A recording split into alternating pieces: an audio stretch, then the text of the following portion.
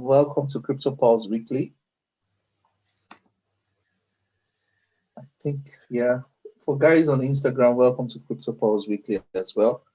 Crypto Pulse Weekly is our weekly review of the cryptocurrency markets with particular emphasis on Bitcoin as a reference currency and an analysis of what's going on in the markets and how that affects our investment portfolio in digital assets. So today, as usual, we'll start the session by looking at what's happening in the cryptocurrency markets and what has happened this week. From there, we'll go into technical analysis. From there, we'll go into what I'll call knowledge sharing, crypto drip. And then we'll take questions and answers. So let's get started with market updates. As you probably are aware, this week, we witnessed the highest price points of Bitcoin in the last 3 years. So the last time the price was this high was in 2018, January 2018. And then the price started to come back down. Well, it's not unexpected because, as you will find out shortly, Bitcoin has been on a bullish run for the past 7 weeks.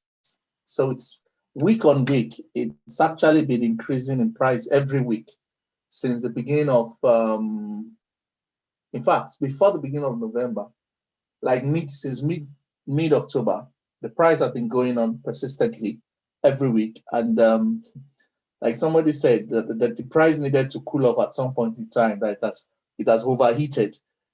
And so it's a good thing that the price is cooling off. One of my friends is a hedge fund manager. He has a private company in Nigeria, was saying that the Bitcoin should just at least try to consolidate a bit before, going all out. And I think that was on Tuesday or thereabouts. So I told him that, well, if we're going to see consolidation, we shouldn't expect more than a few days. And then after that, the market took some fairly huge correction. So yes, Bitcoin has almost, hit all-time high at 19,484. The last all-time high, at least as recorded by Binance, was 19,780. Some people said it was actually 20,000, but was almost, 20,000. Was just few $100 shots before getting to 20,000. So at that point, two things were possible. The price would have simply gone to 20,000 and just wished past 20,000 or made a U-turn. But what happened was that the price made a U-turn. The reason the price made a U-turn, as I explained, the price had been going up persistently for the past 7 weeks. So it was extremely oversold. Like I've shown you on the sentiment indicators, it was already sitting in extreme heat for several weeks running. So it was obvious that there was going to be a correction at some point in time. But I think most of the institutional traders decided to take profits ahead of the Thanksgiving holidays in the US. So it provided an opportunity for the market to take a correction. And yes, as expected, the market did dip to 16,000. I was expecting maybe it will come a bit lower, but from the first dip that happened yesterday and the way the market reacted when it got to 16,000, I knew that there were a lot of huge institutional orders sitting at 16,000 waiting for the market to retrace. So I think we have a healthy correction, in my opinion. The current price of about 16,000 plus or dangling between 16 and 17,000 is still okay. And because the US was on holiday yesterday, today is half day for most people. Most people take today off in addition to yesterday as part of the Thanksgiving holidays. I don't expect to see much institutional action till Monday.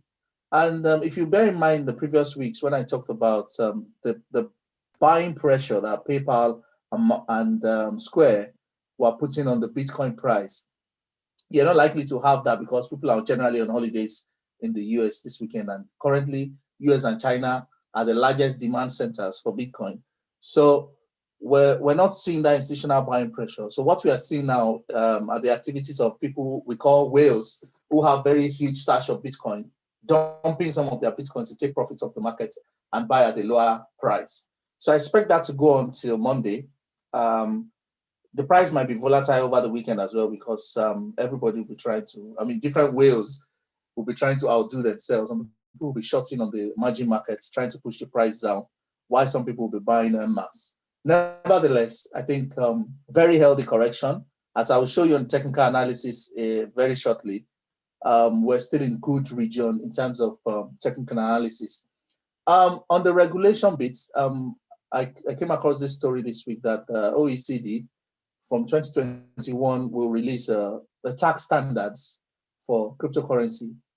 What that means is that this asset class that we've been shouting about since, that I've been shouting about since last year, is gradually cementing its place as a standalone asset class on its own. And that's important, because if we look at what's happening with corporate treasuries this year, where you have people like MicroStrategy and what's it called, Grayscale, buying more than $1 billion in cryptocurrency, in Bitcoin already, and adding it to their balance sheet. So it's important that the government sort of reacts and have, a framework, not for regulation in direct terms, but to regulate. So how do you factor in the gains that companies make for things like Bitcoin? So they need to have a framework to collect tax for corporate and for individuals. So, like I told somebody, now is the time to be in Bitcoin, so that quote and unquote, you make your money before the government starts devising ways to take it from you.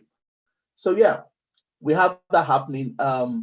Then there was this Lithuanian cryptocurrency seizure that happened, I think, 2018, and they decided to sell it off. And the funny thing was that instead of going the usual route of trying to sell it through an auction, they decided to sell it through an exchange. And in their report, they said it costed them a fraction of what it would have costed them to use an auction, and they make way more money selling through an exchange on that part. I think that was yesterday as well. Way more money selling through an exchange than trying to sell at an auction. So we're beginning to see those kind of seizures where cryptocurrencies are being seized as a product of criminal activities and then being disbursed into the open markets. So we had that. Then in terms of sentiment, I've had a number of questions around, are we still in the bull run? Is the bull run over? Is this normal? Or, should start selling our shorts? And I want to tell people is that, there's nothing that goes up that doesn't come down. So if it doesn't come down, then it becomes unreal. The fact that it's coming down, it's confirming where we are in the market cycle. And as you see in the market psychology slide I always show, I will tell you where we are. The bull run is confirmed. By this correction, the bull run is fully confirmed. We are confirming that we're in the bull run, and it's a healthy price appreciation.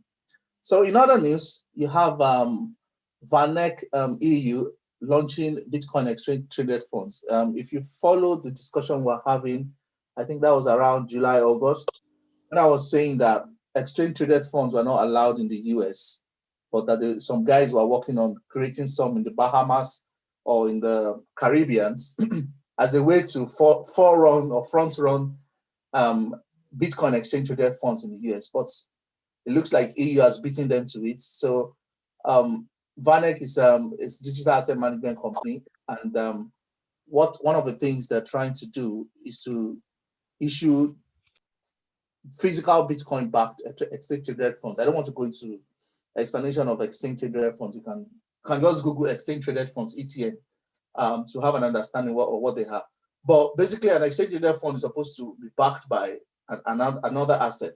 So in this case, it's Bitcoin. But what they're saying is they're going to back their own with physical Bitcoin, meaning you're going to get Bitcoin at the end of the contract.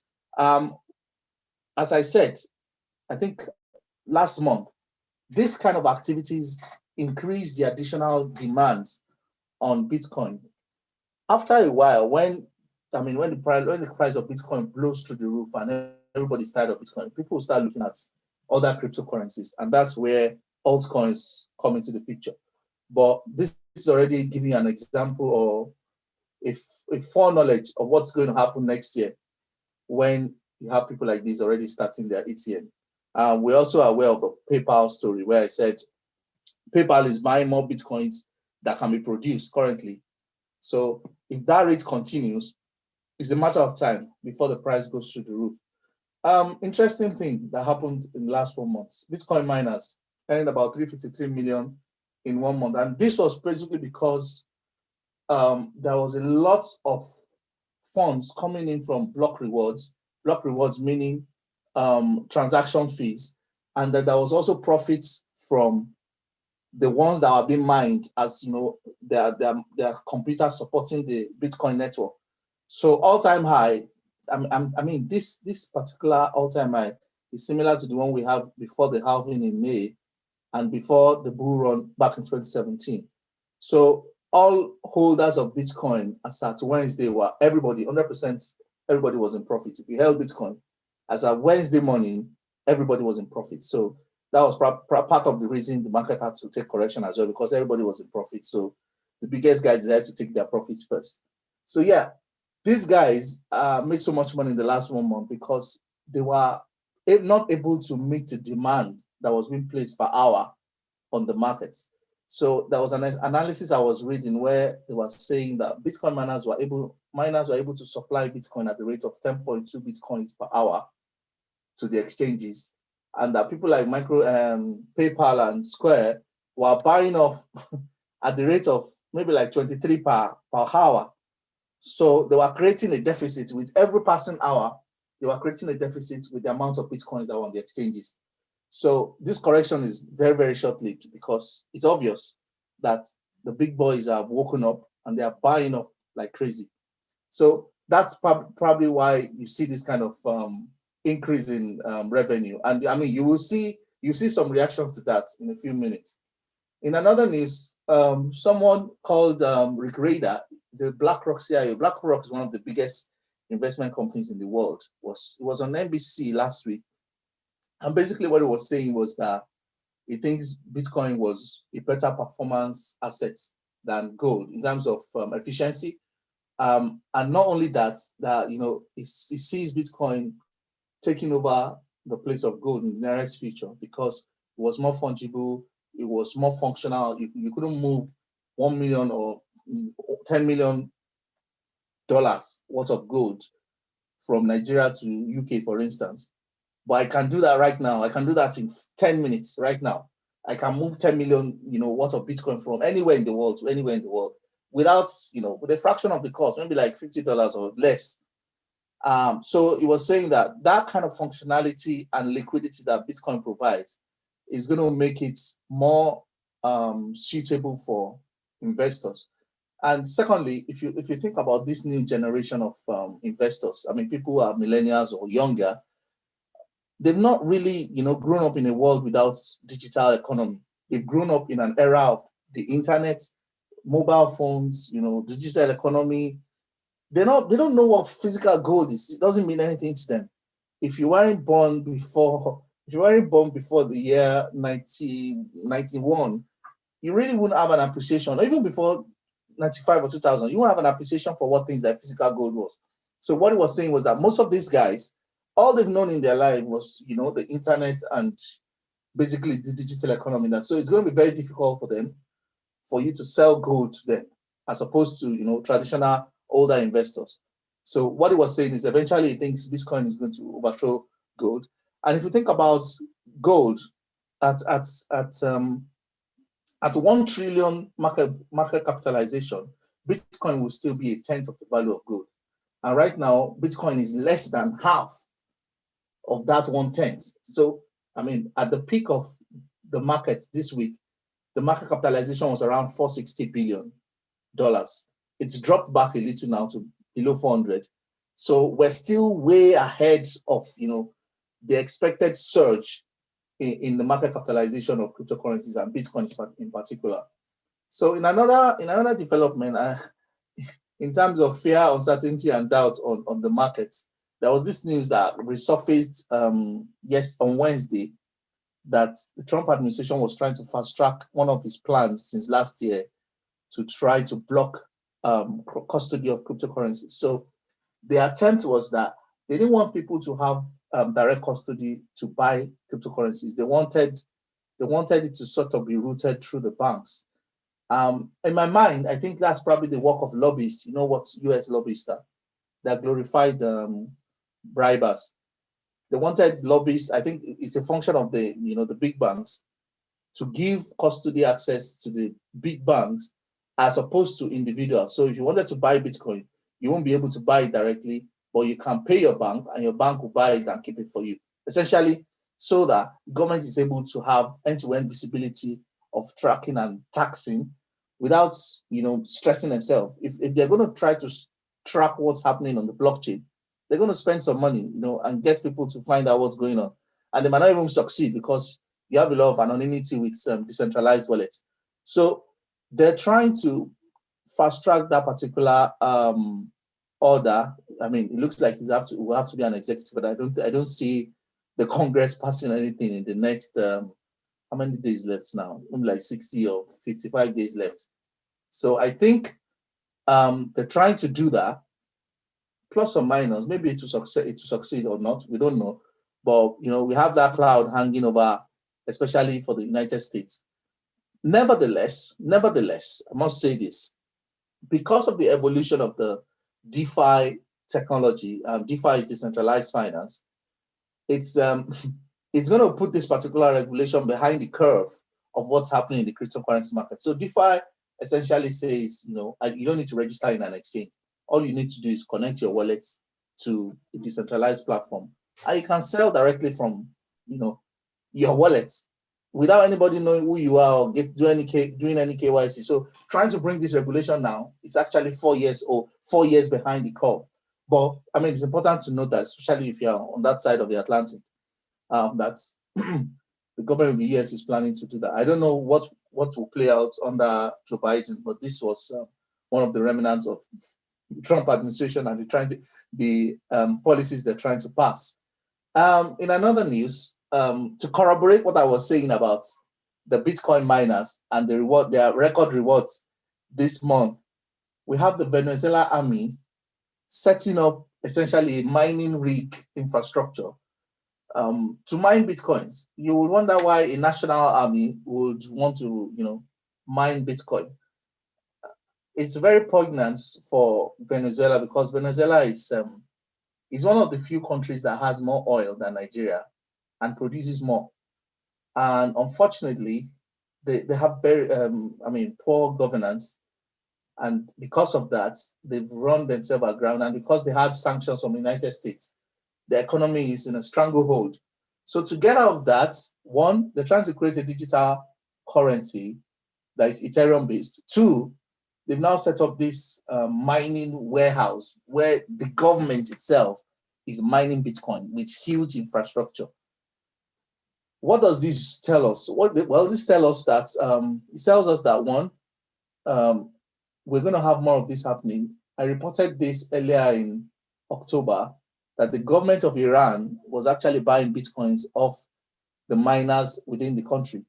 But this is the government now, getting directly involved through the army engineers to say, we're going to get in the fray and try to mine some for ourselves. I mean, there's only going to ever be 21 million Bitcoin. And you can't have more than 960 something Bitcoin in a day.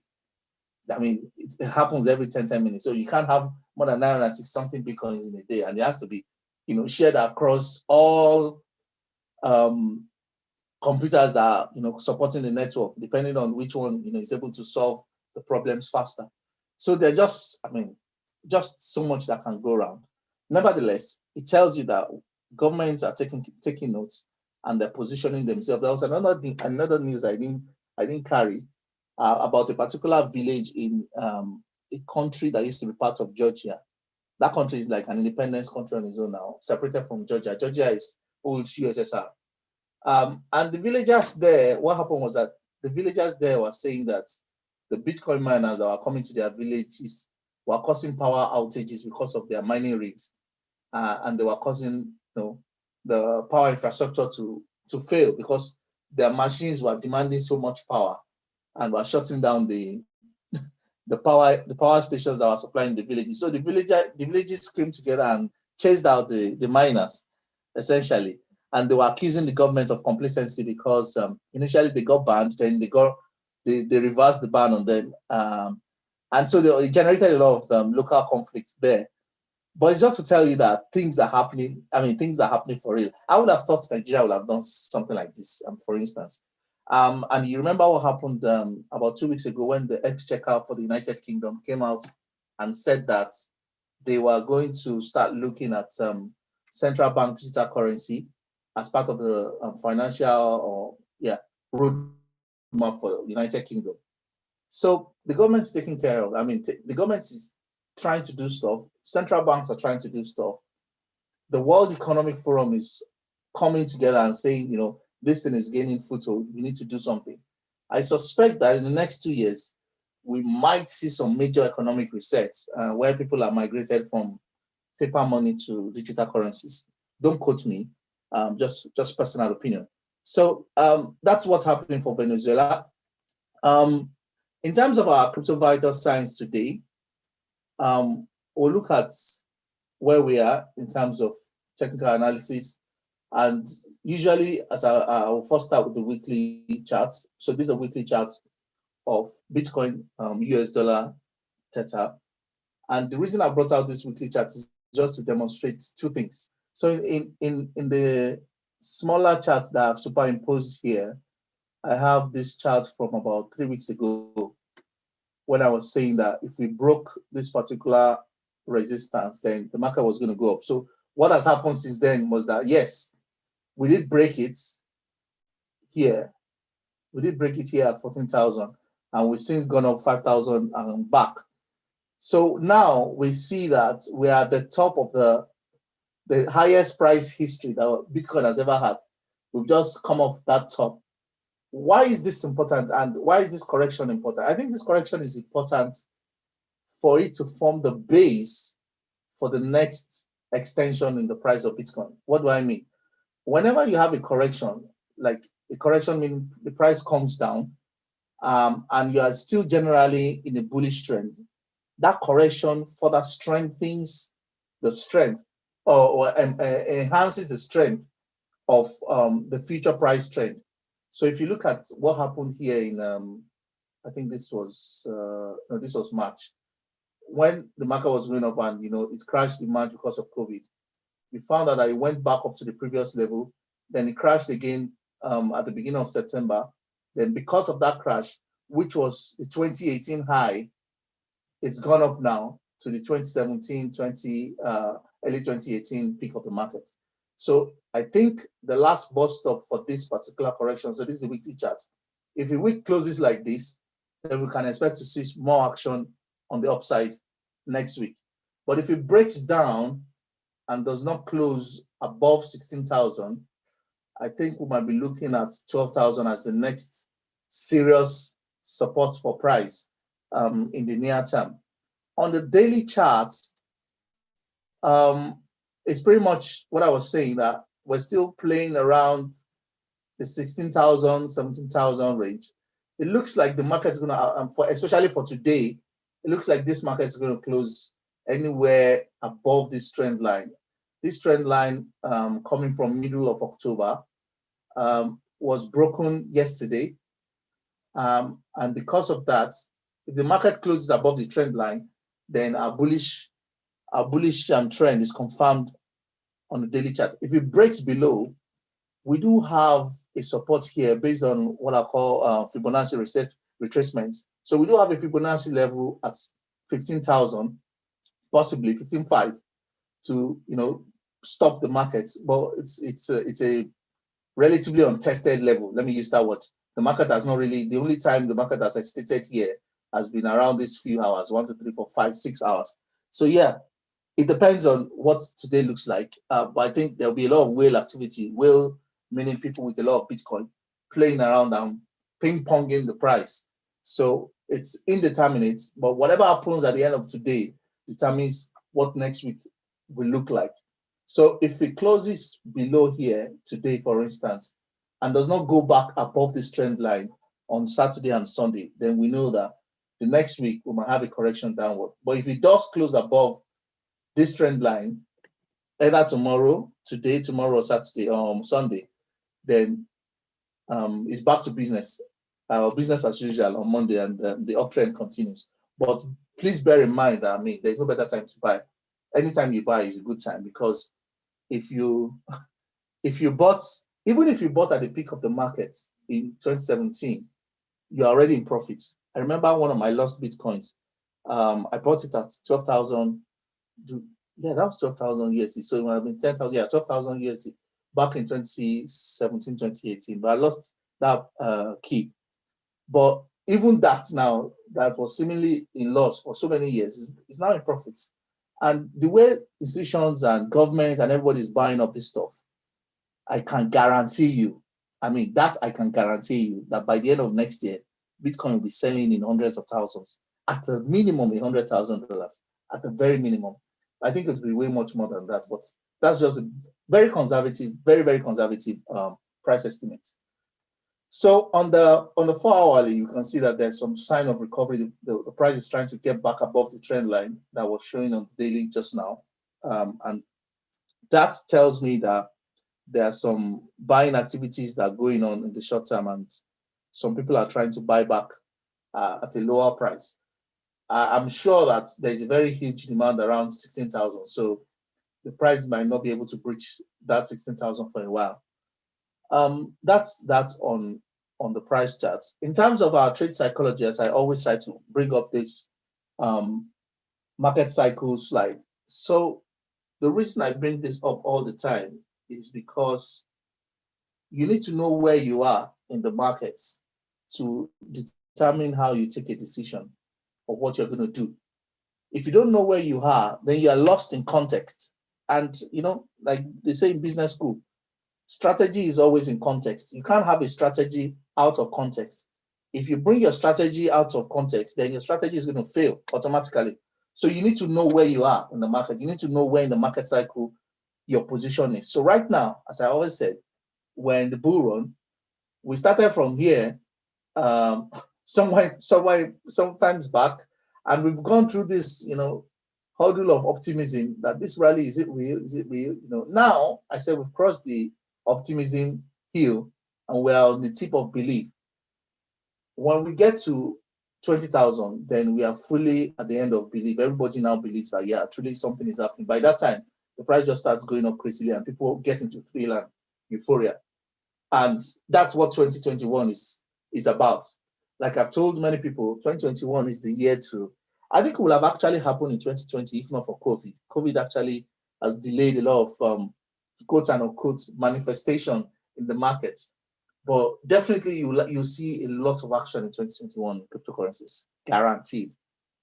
So I expect to see belief, thrill, and euphoria in 2021. And then maybe by end of 2021 or early 2022, the market will start to cool off before the next wave of bull run takes off. I don't think, personal opinion and based on my analysis of the market, I don't think that we're going to have a very long bear market like we did between 2018 and 2019. I don't think it's going to stretch that long. So the bear market literally stretched from around end of Q1 2018 to I would say end of Q3 2019. I don't think it's going to be that long because of institutional interests. I think we're going to see a very, very strongly sustained bull run. It might not, we might have some correction in the price of Bitcoin. It might now be translated into a very insane altcoins pump. But I don't think for Bitcoin itself, I don't think we're going to have that kind of bearish season, very long bearish season that we had before. And you know that incidentally, the next halving for Bitcoin is actually around November 2020. Yeah, between October and November 2023.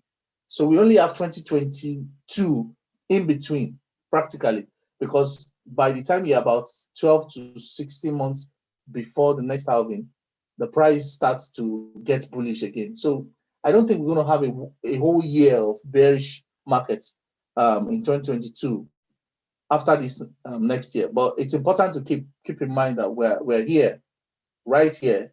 We move from optimism into the belief. We're right here at the beginning of belief. In terms of where we are, I think we're here right now. We're about to take off on this parabola and go to new all-time highs. and then the market will take some correction after that. When everybody sees that okay, there's nowhere else for the market to go, then take some correction and dumps into altcoins. Then we'll have some consolidation. But it's important to have that context so that one, you don't have the fear of missing out when you should be sitting outside and waiting for the market to cool off. And two, you don't get greedy when you should be selling off and taking your profits. I've always said with our fear and greed index that it's time tested that when the greed is sustained, it needs to cool off for a while. Which brings me to here, fear and Bitcoin market sentiment of fear and greed. Fear and greed is a very good indication of what's happening in the markets and when to get in and when to stand out. If you look at what's happened for the past 1, 2, 3, 4, 5, 6 weeks, you find out that we moved from neutral, essentially from fear 6 weeks ago or 7 weeks ago, to extreme greed. And we've been in, to be honest, we've been in extreme greed for the past 3 weeks. So extreme greed is 90, extreme greed is 89, extreme greed is 86. We've been there for the past 3 weeks. 7 weeks ago, we were here dangling around fear. Then we moved to neutral at 52 6 weeks ago. Then we moved to some slight greed 5 weeks ago. Then 4 weeks ago, we moved to greed. And we've been there. So now the market has taken some reverse from extreme greed.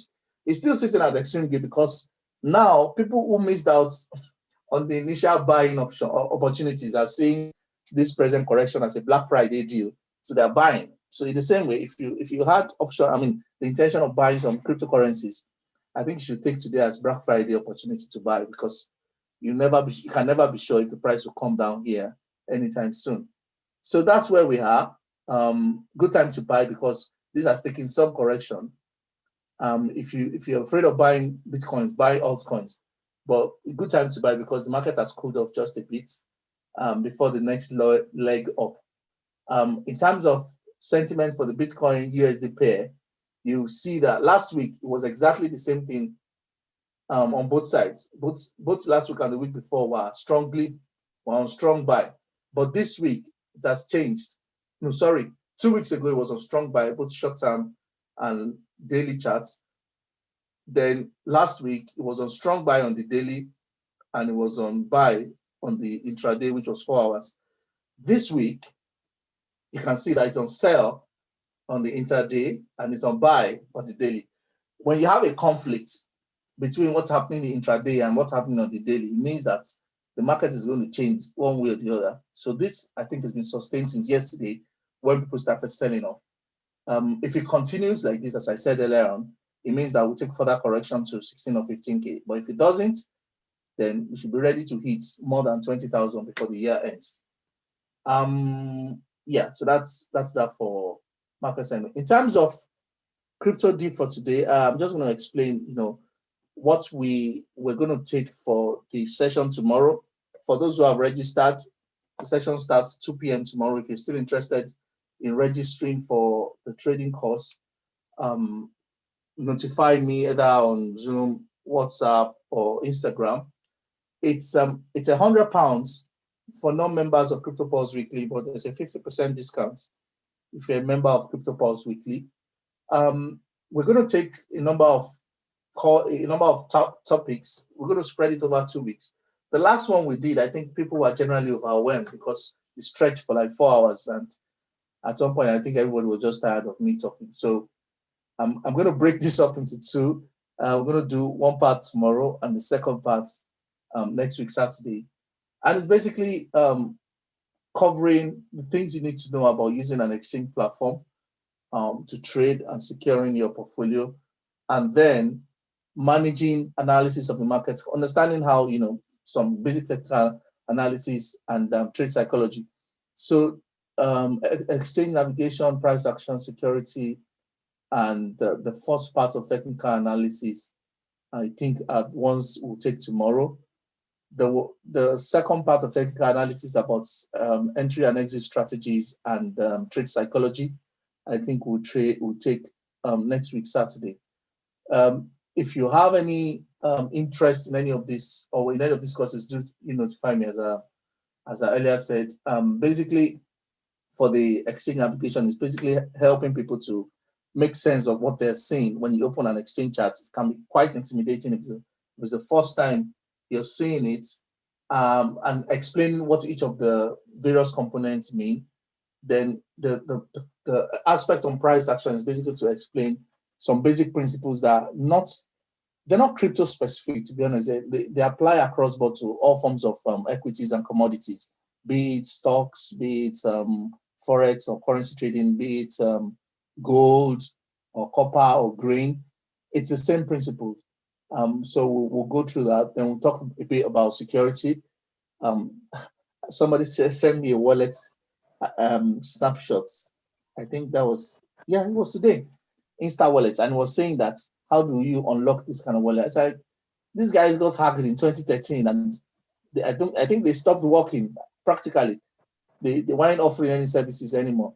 So I told him that people don't use this kind of wallet anymore. That people have better, opportunities and devices for keeping their crypto assets now. So we'll talk a bit about security and how you can actually ensure your security. And I mean, being an IT person, I can give you some good password strategies as well. In terms of technical analysis for market structure, we'll talk about things that will show you that the market is in, a trend continuation, or there's possibility of a trend reversal. Many people have asked me about, when do we sell? When do we buy? What are the signals we should be looking out for? When do we know we've taken enough profits? And when do we know we've exited too early? So those are the ones we talk about in terms of reversal and continuation patterns. Next week, we'll talk about entry and exit strategies and the various options around that. And then we'll talk about trade psychology. I mean, I think I'm going to write a book about trade psychology apart from my other book on cryptocurrency introduction, because it's a whole topic on its own. It's a completely different field, but I think it's very significant. And it's like someone said, if you conquer yourself, then you can conquer the world. I think that's the summation of trade psychology. But yeah, it promises to be an exciting time, and then we will take it from there. Also, for people that join those classes, for anybody that joins the classes, I'm going to share one gem, what I call a gem token, that can make you shitload of money in 2020, 2021. I would normally collect like £20 to reveal that secret, but I will give it for free during one of the sessions. So that's that's all out of me today. It's been a very good short session. If you have your questions on Instagram, you can type it. I'll read it out and answer it.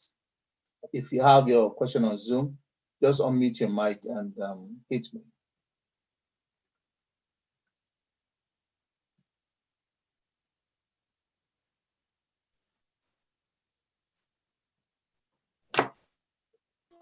Yeah, thank you very much, Dr. Demi. Yeah, yes. There is this news from crypto that I know probably supercharger might not be the thing for many people, but they want to bring Bitcoin for the supercharger, the next one that is going to start on the 29th of November and end on 29th of December. Before they start distributing the BT. Yeah. So I want to think, I mean, if I don't have much money to just put into any form of trade or whatever, I know you advise about it sometimes ago, but is there anything that is worth looking at all? Well, if you're not interested in trading and you just, I don't want to use the word passive investor, but you want to just invest and watch, supercharger is a fair deal. It gives you decent ROI. I mean, compared to banks, it gives you decent ROI on your investments. And because it gives you some, I don't want to use the word juicy tokens or coins. It might be a good investment. For instance, I remember in September, a couple of us, we contributed about I think 50,000 CRO to stake for 40 something thousand CRO to stake for Uniswap. In the end, we got only like 49 Uniswap. Was it a good investment? Yeah, I mean, well, the CRO probably have been sitting there in staking, not yielding much. So from an investment standpoint, yes, it's a good investment because we got uni and we've locked up our uni somewhere else now. So if they're going to give Bitcoin, fingers crossed, I would like to see how it plays out because everybody is always interested in getting Bitcoins. If you remember the days of, what's that, syndicates, the days of syndicates on crypto.com, Right. the month they said they were going to, that was May, I think, they said they were going to do Bitcoin. It was extremely oversubscribed. I think I did that particular month. I probably got like $100 worth of Bitcoin in retrospect. Was even not 200. Yeah, but like $100 worth of Bitcoin. And I had tons of CRO invested, maybe like 100,000 that particular week. I mean, that particular month or that particular session of syndicate events. So yeah, it's a driving force to get people to buy more CROs. So you can expect that on the back of this, the price of CRO is going to go up. You know, I made a call for people to buy CRO at the beginning of last week. If you bought at the beginning of last week and sold at the beginning of this week, you'll have made like 12% on your CRO. And if you buy now, it's come down again now. If you buy now and start selling next week, you'll make some decent 10 to 15% as well because people are going to start buying CRO to lock up the supercharger for Bitcoin. So yes, if you're not participating in the trading activity, it's a good option because yeah, it gives you Bitcoin, but you might not get so much Bitcoin. But yeah, at all is what they say. Okay. Thank you. Yeah. Ibrahim, do you have a question? No, good evening. Good evening. Good evening. Good evening. Mr. Sago, good Hello. evening, sir. How are you? Mr. Albert, I can hear fine, you. Good. Oh, okay. Thank you once again for the lecture this evening. You're welcome. In fact, this has been bothering my mind. So you just let me put you, should I say, on the spot and see. Trading with the boats, then the manual trading. Yeah. Which one do you think is more advantageous? Well, it depends on what you mean by advantageous. So trading with the boats means that you've seeded some decision making, not some decision making. You seeded a significant amount of decision making to the bot algorithm, meaning that you may lose some money and you may gain some. But because the bot is more objective than human beings, I mean, mathematically speaking, it will take the best decision based on, mathematical algorithm. If you are the one sitting behind the charts, you're probably going to be looking at, let me give you an example. If you bought Chainlink on Monday and it went up from maybe $9 to $13 that it was on Wednesday, and you are going to sell, but just like, let me wait a bit more, and you didn't sell, then Chainlink dropped like a pack of cards on Thursday morning. If it was the bot, number one, the bot will have taken profits initially. Then when the price was dropping, if the bot had entered another trade, the bot will automatically close it out at a loss so that it doesn't increase the loss, the size of the loss when the price goes below your entry price. So it has its pros and cons. And to be honest, there's no right answer. I don't currently use bots at the moment because I think I have a bit more time on my hands. When I get busier in the coming weeks, I'll probably, consider putting some small capital in it and just see how it behaves. It tends to do well when there's volatility and a sustained trend, especially like the bull run that we have now. It tends to do well. But if the market is sideways and there's volatility as well, then there seems to be a lot of error. That's my experience, even from the days of currency trading. That's been my experience with bots and algorithms. So that would be my long and short answer. Thank you very much. And because I mean, I've been trading for over 12 years. So there are a number of things that goes into my mind before making a call on it on a trading decision. The bot does not have the benefit of that. The bot is just using what the data available on the algorithms. So you need to put that in context as well. Oh, okay. Okay. Yo, thank you very much. Yeah.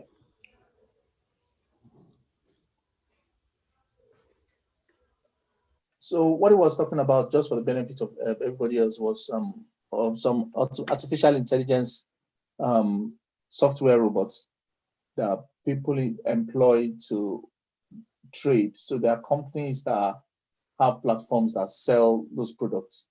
Basically, what it does is you choose your currency pair, then you choose the platform you want to use, then you connect your account on that platform to the bot. And basically, what the bot does is at any buying opportunity, platform buy. So you allocate some funds to the bot to say, this is what you need to use, and this is your position size. So let's say I allocate $1,000 or £1,000 to the AI bot, and they say position size is 100. So each time he sees an opportunity to buy, he buys on the market and maybe sells and make $10. It's a good one because it can make you money while you're sleeping without your knowledge, but you can lose money as well. But not to discourage anyone, I think it's worth giving a try. I've not used it for cryptocurrencies, but I intend to give it a try as well, just to see how it performs over time. I know that there are losses, but generally I think there are more gains than losses. So it might be a good option. But currently, because I have a bit more time and I have many inputs as well and sources for information, so I have more data to analyze and I have the experience to go with it. So I'm not using it. But if you're actively busy on an assignment or you're doing your day job and you want something to try to trade on your behalf, it's a good try. I think for 3Commas they charge almost $1,000 per annum to use their platform for. So they have the robotics and they have all the data that feeds into it. So you need to weigh a number of things essentially, but it's a good tool. And because there are other platforms that don't provide they don't provide the robotics, but they provide AI generated data that helps you to take a decision. Their data is almost as good as the robotics data because it works on AI. It tells you that this asset has the capacity to do 50% or 30% this month.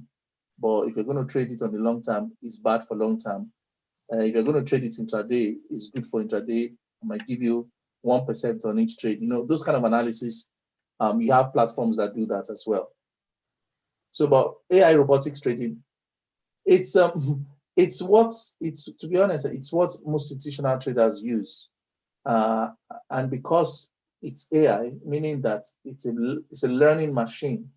Each trading experience contributes to the database of learning for the machine and its algorithm. So it becomes better and better over a period of time.